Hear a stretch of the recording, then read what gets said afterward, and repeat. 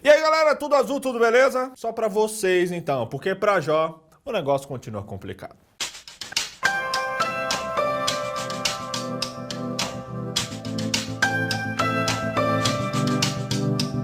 Nas semanas anteriores, a gente viu as ideias erradas de Elifaz, Bildade e Zofar. O lance é que eles queriam provar um ponto muito justo. Deus pune o mal.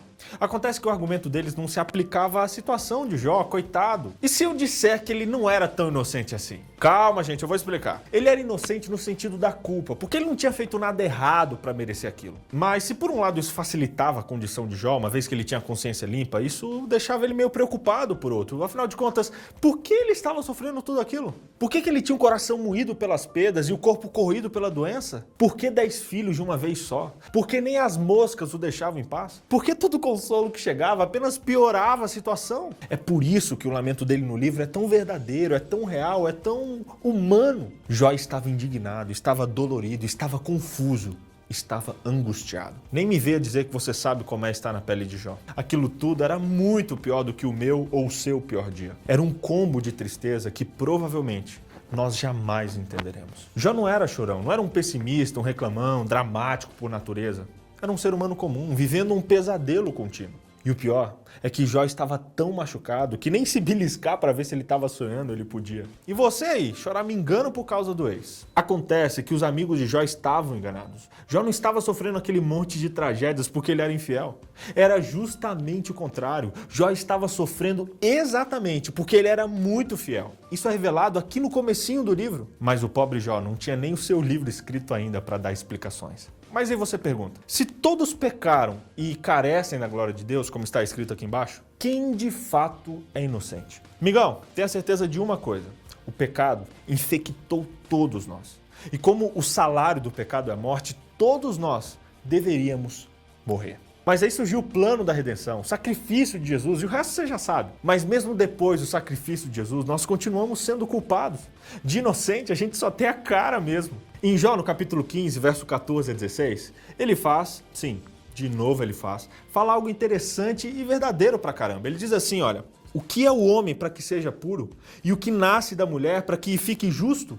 Quanto mais abominável e corrupto é o homem, quem bebe a iniquidade como a água? Meu irmão, essa é a verdade. Somos todos corruptos. Como nós, Jó também era pecador. Nesse sentido, ele não era inocente. Mas o que ele havia feito para que ele e os seus filhos merecessem um destino tão punk assim? Por um lado, ele realmente não tinha culpa do que estava passando, mas sendo pecadores, o nosso salário é a morte. E por isso, infelizmente, por causa do pecado, nós não merecemos mais do que isso. Um outro problema é que a gente adora julgar as pessoas, a gente briga com os outros, a gente julga o erro dos outros, vemos os políticos roubando, criticamos, mas a gente pensa 2 vezes antes de devolver o troco que veio errado para nós. Por isso, nesses casos, ninguém tem autoridade e nem conhecimento de causa para julgar essas pessoas.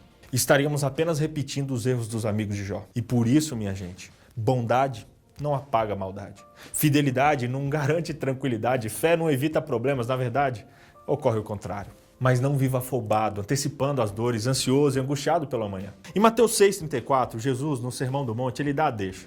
Ele diz assim, portanto, não se preocupem com o amanhã, pois o amanhã trará o seu próprio mal e as suas próprias preocupações. Basta a cada dia o seu próprio mal. Sabe o que está dizendo aqui? Viva cada dia de uma vez. Espere o melhor, mas esteja preparado para o pior, porque nesse mundo mal problemas virão. Mas mesmo assim, permaneça firme, porque as soluções dos seus problemas não dependem de você ou de qualquer outra pessoa. Ele cuida de você. Então, sem mais delongas, que venham os tópicos. O que a gente aprendeu nessa lição? Primeiro, somos todos pecadores e carentes da glória de Deus. Segundo, embora pecador, Jó ele era uma pessoa fiel a Deus. Ainda que pecasse tipo a gente, ele não merecia aquelas tragédias. E quem garante isso é o próprio Deus ao dizer que ele era uma pessoa íntegra e pura de coração. Terceiro, o mal é injusto.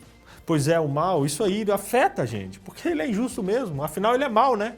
Ele ataca mesmo, principalmente quem não merece. Na real, às vezes eu tenho a impressão de que ele ataca muito mais, bem mais, quem não merece. Quarto, infelizmente, tragédias são comuns. Nesse mundo de lágrimas, as tragédias acontecem a todo momento, é muita injustiça, mas Deus não pode ser culpa disso. Ele ainda é mais inocente do que a gente. E por mais vivido que Deus seja, ele deve ficar tão perplexo quanto nós quando uma barbaridade dessas acontece com a gente. E quinto, muitas perguntas terão respostas apenas no céu. As tragédias levantam questionamentos imbatíveis, mas para essas perguntas só teremos resposta no céu, ou quando Deus quiser que nós a tenhamos.